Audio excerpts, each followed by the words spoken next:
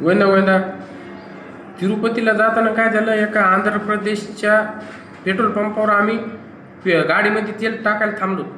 तर काय झालं, तिकडून एक पोरगा आला मोटरसायकलवर. त्याच्या मोटरसायकलवर छत्रपती शिवाजी महाराजांचा असा फोटो काढला होता. आणि गॉड ऑफ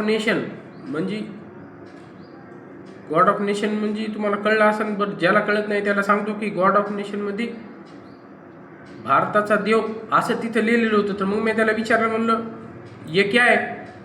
तर ते म्हणला असं केलं. मी म्हणलं क्या है, क्या आहे म्हणलो. ते म्हणला ये भगवान आहे म्हणला, छत्रपती शिवाजी महाराज की वजह से आपण आहे, असं त्यानं मला सांगितलं. म्हणजे तो कुठला सांगायला माणूस? आंध्र प्रदेशमधला. आणि आपले भणक्या गांडीचे काय करायला माहिती आहे का? मोटरसायकलवर, गाड्यावर, ह्याच्यावर छत्रपती शिवाजी महाराजाचे लोगो, फोटो, राजे नाव, नाहीतर मग ती राजमुद्रा टाकलेली.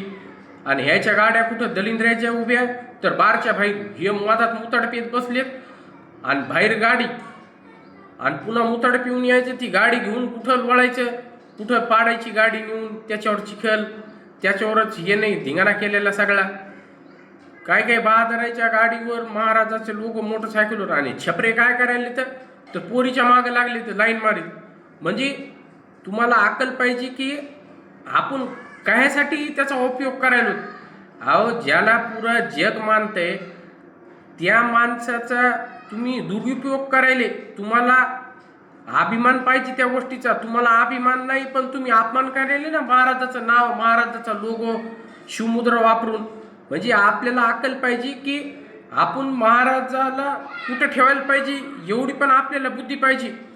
ह्याच्या पुढे तुम्हाला समजा हे रिकामे धंदे करायचे असले, दारू प्यायची असली, पोरीच्या मागं लागायचं असलं, दुसरे कुधांडे करायचे असले, तर महाराजाचे गाडीवरचे लोगो तुम्ही काढून टाका. तुमच्याच्यानं पाळणं होत नाही तर पाळू नका. तुम्हाला काही कोणी बळजबरी केलेली नाही. एवढं लक्षात ठेवा. जय हिंद, जय महाराष्ट्र.